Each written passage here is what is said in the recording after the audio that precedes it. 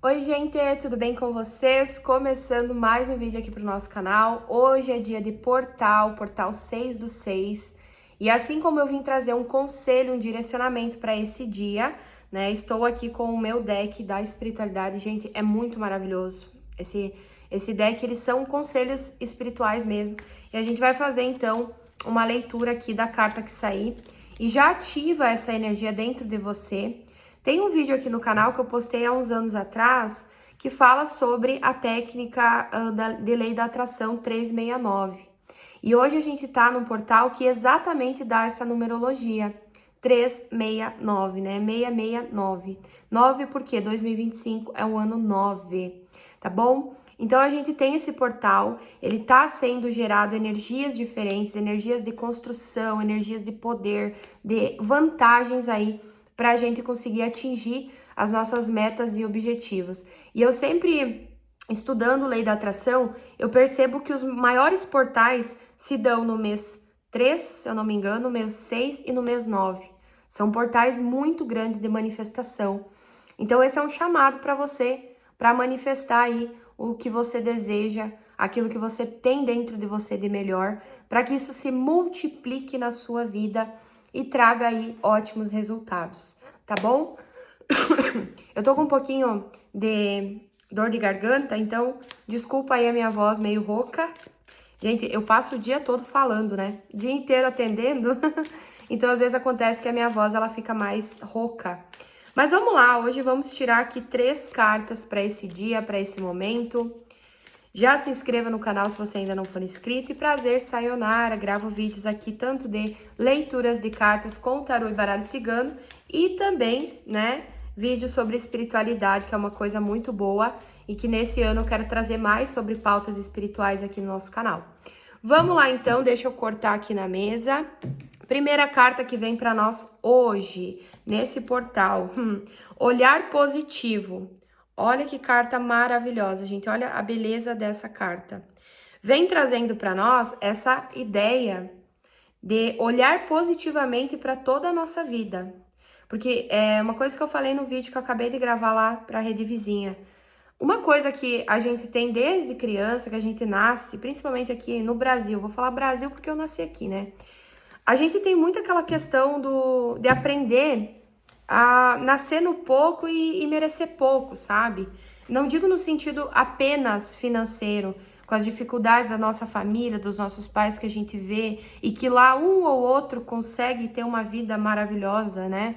Mas eu digo assim no contexto geral, a gente é ensinado, nós somos ensinados, muitas das vezes, a ser pessoas que merecem pouco sem perceber, né? Então, quero comprar uma casa, mas como você vai comprar uma casa se você trabalha com ganha um salário mínimo? Então, a gente é alvo o tempo todo de sensações e situações, principalmente pela injustiça que a gente vê acontecer no nosso país, né? A gente vê que existe injustiça, onde muitos têm pouco e poucos têm muito.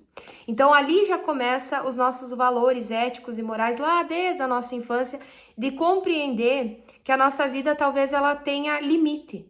E na verdade, para a espiritualidade não tem esse limite que a sociedade impõe. A sociedade fala para você trabalhar com salário mínimo, fazer isso, isso e aquilo e deu.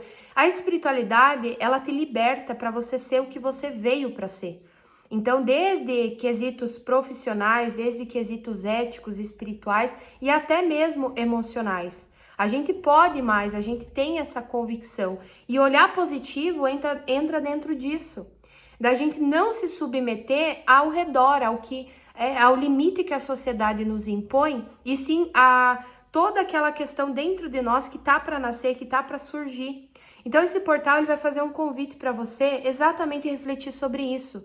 Qual o teu poder, qual o teu potencial nessa vida, nessa existência, né? Se questione hoje, faça uma lista, pega um caderninho e faça uma lista de coisas que você merece, o que você merece da vida, o que você merece da espiritualidade, mas não porque eles dão, mas porque você é receptivo e aberto para receber.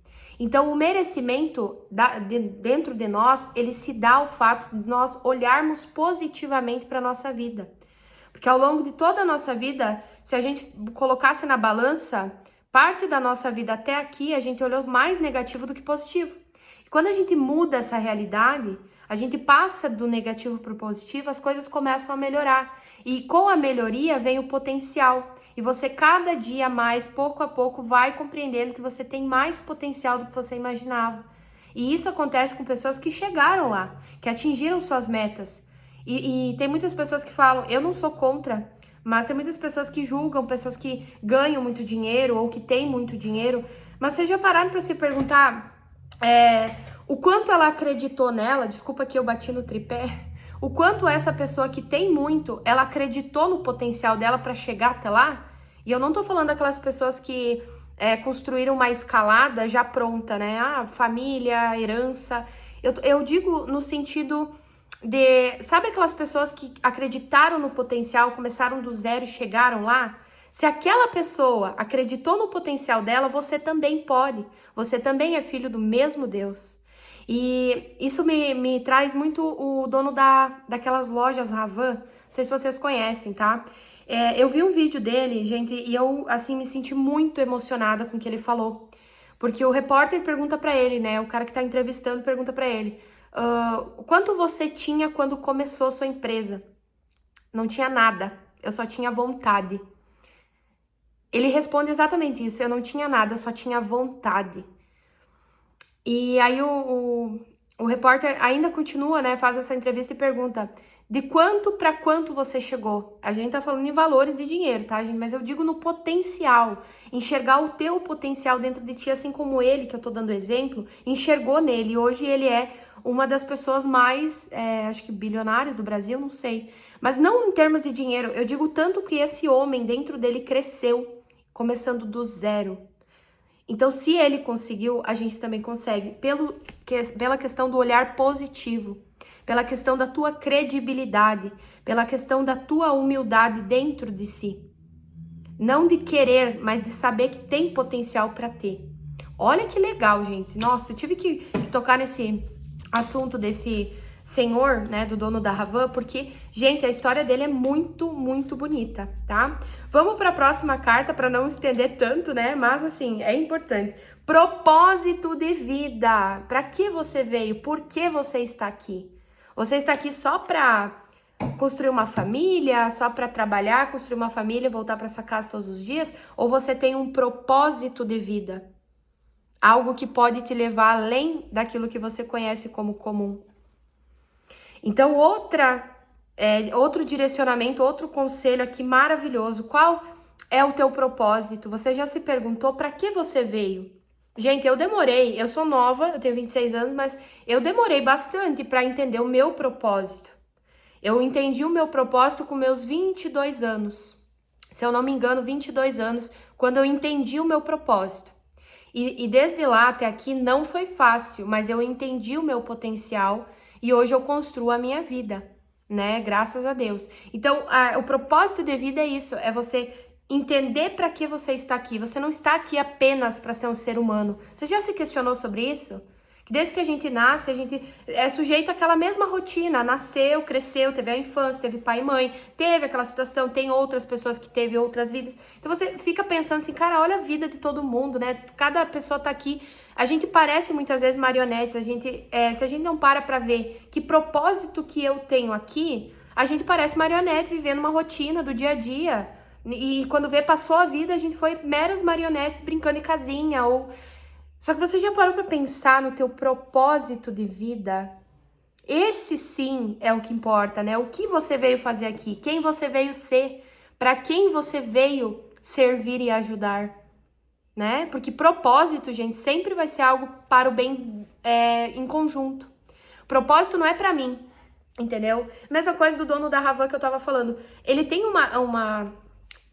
como posso dizer, muitas lojas, multilojas, por todo o território brasileiro, que são para o bem de outras pessoas, no sentido de coisas de casa, coisas de construção, enfim. Então, o propósito dele, que eu estou utilizando, ele cresceu, ele entendeu o seu tamanho, né, as suas, digamos assim, expansões, o tanto que ele poderia expandir para o bem do próximo, para o bem de outras pessoas, da vida de outras pessoas. Propósito nunca é pessoal. Eu não estou aqui para ser para mim, eu estou aqui para servir para todos.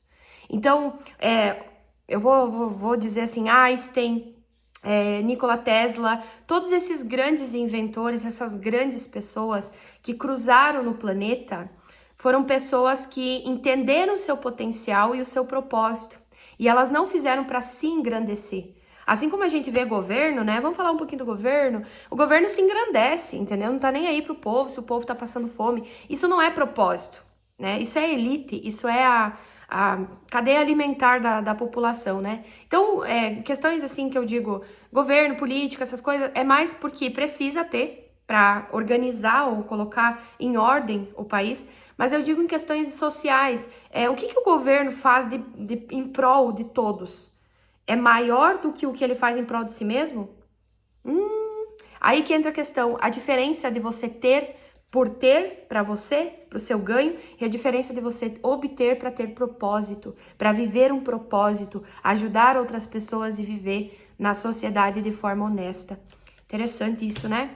E para finalizar, eu não gosto de falar de política, mas eu precisei falar, porque tudo que a gente vê acontecer, desde que a gente nasce, tá em volta a isso. Então a gente é criado por uma sociedade que já começa com vários, né, erros ali nessa questão. Por isso que a gente não quer ser, porque a gente olha aquela questão de governo, de política, todo mundo tem dinheiro lá e o povo tá passando fome.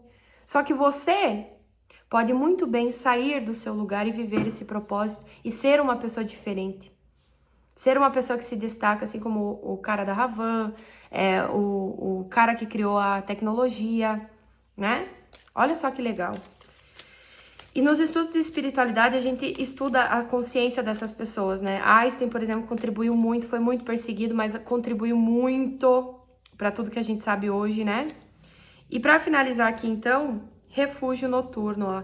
Hoje tá fazendo um convite para você à noite, quando você estiver mais deitado, mais relaxado, pense, reflita.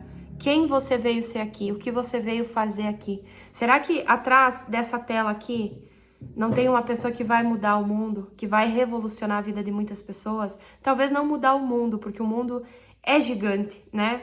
Mas se a gente acredita no nosso potencial, a gente pode muito bem mudar muitas coisas que podem, em algum momento, mudar o mundo. Assim como Einstein mudou naquela revolução que teve, ele mudou lá e até hoje os ensinamentos dele, o que ele criou, o potencial dele perpetua pela nossa existência. Então, para você ter noção, você pode ser uma pessoa muito grandiosa que vai contribuir muito para a sociedade. Você pode ter esse potencial, ou alguém da sua geração, dos seus filhos, seus netos, bisnetos, podem ser uma pessoa que veio para revolucionar, tá bom? Refúgio noturno, fale com a espiritualidade, faça uma prece, faça uma oração, se questione para que e por que você está aqui, porque não é por acaso, tá bom? Um beijo e uma ótima reflexão para todos vocês.